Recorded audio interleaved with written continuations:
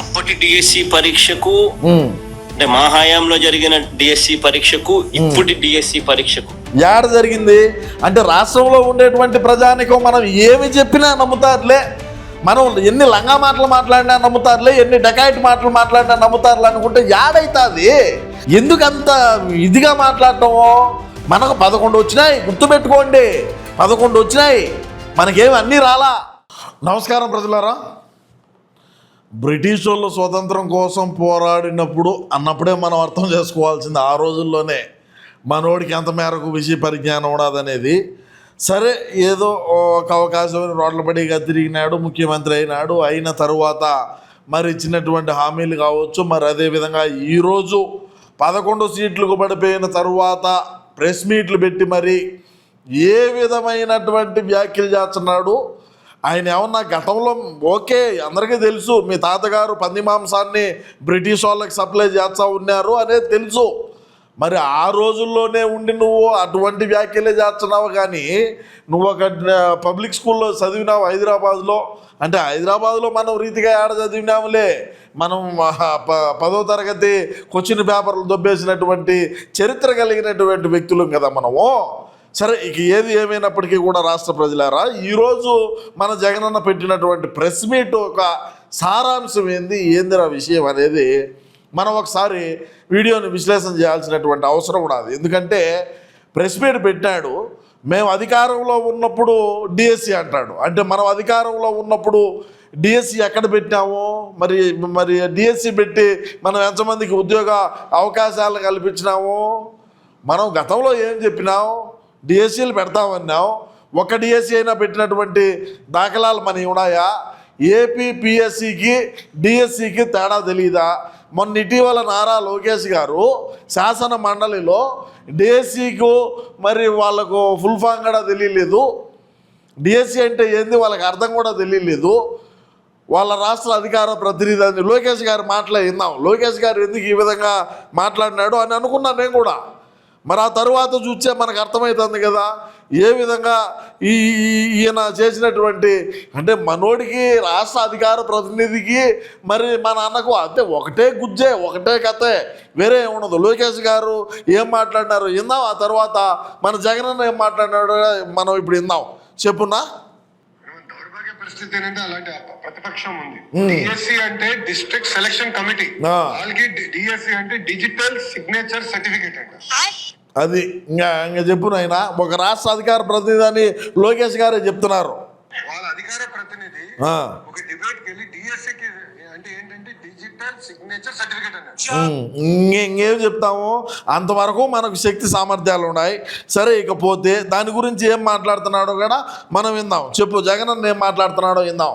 DSC గురించి ఏం మాట్లాడుతున్నాడో మనం ఒకసారి ఇప్పుడు విందాం. అప్పటి డిఎస్సి పరీక్షకు అంటే మా హయాంలో జరిగిన డిఎస్సి పరీక్షకు ఇప్పటి డిఎస్సి పరీక్షకు ఏడ జరిగింది అంటే రాష్ట్రంలో ఉండేటువంటి ప్రజానికం మనం ఏమి చెప్పినా నమ్ముతారులే, మనం ఎన్ని లంగా మాటలు మాట్లాడినా నమ్ముతారులే, ఎన్ని డకాయిట్ మాటలు మాట్లాడినా నమ్ముతారులే అనుకుంటే ఏడైతుంది? దాంట్లో నుంచి బయటికి రండి. గతంలో మనం ఇచ్చినటువంటి హామీలు కావచ్చు, మనం పాలించినటువంటి పరిపాలన కావచ్చు, మనం ఏ విధంగా మనం ఇచ్చిన హామీలు నెరవేర్చినాం, ఏ విధంగా నిరుద్యోగులకు ఉద్యోగ అవకాశాలు కల్పించే దాంట్లో మనం ఎంతవరకు మనం చేయగలిగినాం, ఎంతమేర మనం ఏంది మాట్లాడుతున్నారు? ఎందుకంత ఇదిగా మాట్లాడటమో? మనకు 11 వచ్చినాయి, గుర్తుపెట్టుకోండి, 11 వచ్చినాయి, మనకేమి అన్నీ రాలా. 11 వచ్చిన దానికే ఈ విధంగా అంత ఇదిగా, అంత కథగా, అంత ఎందుకు అంటా నేను. మీ ఇష్ట ప్రకారం మాట్లాడతారు బా. చెప్పు. ఇప్పుడు ఏపీఎస్సీనే డిఎస్సి అంట. ఇందుకు కదా మాత్రలు వేసుకోమనేది. ఈ విధమైనటువంటి మాటలు మాట్లాడతా, ఈ విధమైనటువంటి కార్ఖానీలు, ఈ విధమైనటువంటి కథలు, ఈ విధంగా ఏదో తెలిసి దాని గురించి కనీసం అవగాహన ఉండి మాట్లాడుతున్నావా, అవగాహన లేకుండా మాట్లాడుతున్నావా? మనం ఒక ముఖ్యమంత్రిగా 5 సంవత్సరాల పాటు రాష్ట్రాన్ని పాలించినాం, మనం ఒక ఐటెం కాదు, మనం ముఖ్యమంత్రిగా చేసినాం అనే సోయ కూడా లేకుండా ఇష్ట ప్రకారం నోటికి ఏదొచ్చి అది మాట్లాడి కమిడియన్ అవుతున్నావు. గుర్తుపెట్టుకో, నిన్ను మాజీ ముఖ్యమంత్రి, నేను ఒక మాజీ ముఖ్యమంత్రినని మొన్నాడో చెప్తున్నావు ప్రెస్ మీట్లో. అంటే నిన్ను ఇంకా అర్థం చేసుకో ఏమనుకుంటున్నారో రాష్ట్రంలో ఉండేటువంటి ప్రజానీకం. నేను ఒక మాజీ ముఖ్యమంత్రిని అని చెప్పుకునే స్థాయికి దిగజారినాం. నీకు ఆ సలహాలు ఇచ్చేటువంటి సలహాలు ఇచ్చేటువంటి వ్యక్తి ఎవడైతే ఉన్నాడో ఆ పాలేరుని పక్కన పెట్టు. ఆ పాలేరుగాడు వచ్చిన దానికే 11 వచ్చినాయి. ఈరోజు ఇష్టానుసారంగా మాట్లాడొద్దు, అవగాహన తెచ్చుకొని మాట్లాడు. లేదు నీకు తెలియకంటే తెలుసుకొని మాట్లాడు. ఆ తలపకురు వద్దు, తలపకురు మాటలు తగ్గించు. తలపకురు మాటల వల్లనే 11 వచ్చినాయి. తలపొగురుతో మాట్లాడినారు గతంలో మన దగ్గర ఉన్నటువంటి పాలేరులు, మన దగ్గర ఉన్నటువంటి మాజీ మంత్రులు, అప్పుడు మంత్రులుగా ఉన్నటువంటి వాళ్ళు, శాసనసభ్యులు కావచ్చు, ఏ విధమైనటువంటి భాషను ఉపయోగించినారు, ఏ విధంగా తలపొగురు మాటలు మాట్లాడినారు. ఆ మాటలు మాట్లాడిన వాళ్ళు అందరూ ఈరోజు ఏమైపోయినారు? నీతో సహా ఊరికే మాట్లాడితే ఎట్టయితుందా చెప్పుగా ఏందో కథ చూస్తాం. ఏపీపీఎస్సీ అప్పుడు ఏపీపీఎస్సీ ఇప్పుడు ఏపీపీఎస్సీకి పబ్లిక్ సర్వీస్ ఏందో ఆ ముఖము, ఆయన మాట్లాడటము, ముఖ చిత్రము. అప్పుడు ఏపీపీఎస్సీ పరీక్ష ఇప్పుడు డిఎస్సి మాదిరిగా అంటే అయ్యో ఆడ అవులే అయిలా, నువ్వు అవులే అయిపోయినావు కదా. ఏపీపీఎస్సీకు డిఎస్సికు తేడా తెలియదు. మనం అధికారంలో ఉన్న రోజుల్లో మనం ఎన్నో హామీలు ఇచ్చినాం, మేము అది చేస్తాం, అధికారంలోకి వచ్చే నిరుద్యోగులకు అందరికీ కూడా ఉద్యోగ అవకాశాలు కల్పిస్తామన్నాం. బయట దేశాలకు పోయి మన దేశానికి పరిశ్రమలు తీసుకురావాలంటే అక్కడ సలి అయిపోయా, మనం పోలేకపోతుంది.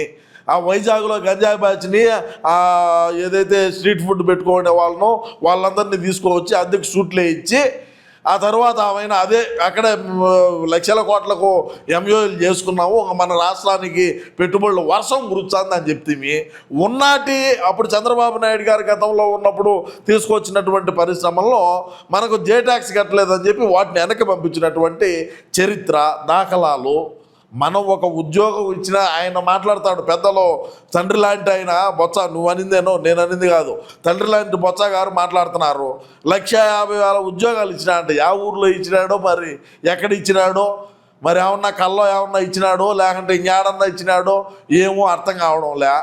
మాట్లాడేటప్పుడు మనం గతంలో అంటే పంది మాంసం సప్లై చేసిన మాటలు, ఆ కథ, ఆ చరిత్ర అది అందరికీ తెలుసు. అది నువ్వేం కొత్తగా ఏం చెప్పక్కర్లా. నువ్వు ఒక చదువుకున్నటువంటి వ్యక్తిగా, నువ్వు ఒక ఉన్నతమైన స్కూల్లో అంటే పెద్ద స్కూల్లో చదువుకొని పైకి వచ్చిన మనిషిగా ప్రవర్తించు. ఒక మాజీ ముఖ్యమంత్రిని నేను 5 సంవత్సరాల పాటు రాష్ట్రంలో ఉండేటువంటి ఈ ప్రజానికానికి అందరికీ ఒక ప్రజాప్రతినిధిగా నేను ఉన్నాను, నేను నిలబడినాను, నన్ను నిలబెట్టారు ప్రజలు అనేటువంటిది ఒకసారి తలలో పెట్టుకొని మాట్లాడు.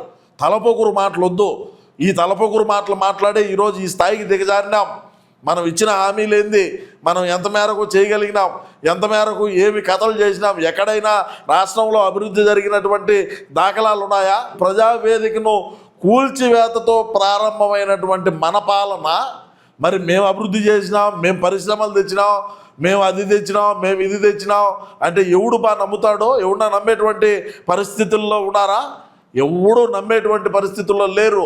మన వెనకమాలు ఉండేటువంటి వ్యక్తులందరూ కూడా భజన చేస్తారు తప్ప, భజన చేసేది కూడా రాష్ట్రంలో ఉండే ప్రజలకు తెలుసు దేనికి భజన చేస్తున్నారు అనేది కూడా వాళ్ళకు తెలుసు. మాట్లాడే వాళ్ళకు కూడా మన అన్నకి ఎంత మేరకు శక్తి సామర్థ్యాలు ఉన్నాయి, మనోడు ఎంత మేరకు చేయగలుగుతాడు, ఏంది విషయం అనేది కూడా. అయితే తప్పదు, ఏం చేస్తాం. మరి సజ్జల రామకృష్ణారెడ్డి గారి డైరెక్షన్లో ముందుకు పోయేటువంటి ఈ ప్రక్రియలన్నీ కూడా మరి ఇంకా తప్పు, ఇంకా భజన చేయాల్సిందే. మావిగన్ అంటే మావిగన్ అనాలా, పులివెందులు అంటే పులివెందులు అనాలా, కర్నూలు అంటే కర్నూలు అనాలా, వైజాగ్ అంటే వైజాగ్ అనాల్సిందే కదా. సో ఇకనైనా సరే మనం ఒక ప్రెస్ మీట్ పెట్టి మనం ఏ సబ్జెక్ట్ మీదైనా మాట్లాడేటప్పుడు దాని గురించి తెలియకపోతే తెలుసుకొని ఒక అవగాహనతో రాష్ట్ర ప్రజానికానికి వివరిస్తే బ్రహ్మాండంగా ఉంటుంది. నిన్నెవడు కాపాడుతాడో అర్థం చేసుకో. ఒకసారి మన మీద ఉండేటువంటి కేసులు కావచ్చు, మనం 16 నెలలు ఆల్రెడీ అక్కడ సామారణ అవుతున్న చరిత్ర మంది, మన మీద ఏమి రెండు లేవు కదా కేసులు. నువ్వు వాడిని ఎవడినో కాపాడాలని చెప్పి, ఆంజనేయుల్ని కాపాడాలని ఈ గ్రూప్ 1 అది ఇది అని చెప్పి మేము దానికి సిద్ధం, సిబిఐకి సిద్ధం, ఇంకో దానికి సిద్ధం అంటే సిద్ధమైతే అన్నీ సిద్ధమవుతాయి. తొందర ఎందుకు? తొందరపడిన పాటు ఏమవుతుంది? 11 వచ్చాయి. సో ఇకనైనా సరే మాట్లాడేటప్పుడు కొద్దిగా హుందాగా మనం ఒక 5 సంవత్సరాల పాటు ముఖ్యమంత్రిగా పనిచేసినామనేటువంటిది ఒక రవ్వ ఆలోచన చేసుకొని మాట్లాడితే రాష్ట్రంలో ఉండేటువంటి ప్రజానికం కూడా మన గురించి కొద్దిగా ఆలోచన చేస్తారు. ఇటువంటి అవలే మాటలు, ఇటువంటి లంగా మాటలు మాట్లాడితే రాబోయే రోజుల్లో ఆ ఉండే 11 కూడా మన కష్టమేనని చెప్పి ఈ సందర్భంగా నేను తెలియజేసుకుంటూ, ఏది ఏమైనప్పటికీ రాష్ట్ర ప్రజలారా, ఈరోజు మన జగనన్న పెట్టిన ప్రెస్ మీటు మీకు మీ అభిప్రాయాన్ని కూడా తప్పకుండా కామెంట్ రూపంలో తెలియజేయండి. నమస్కారం.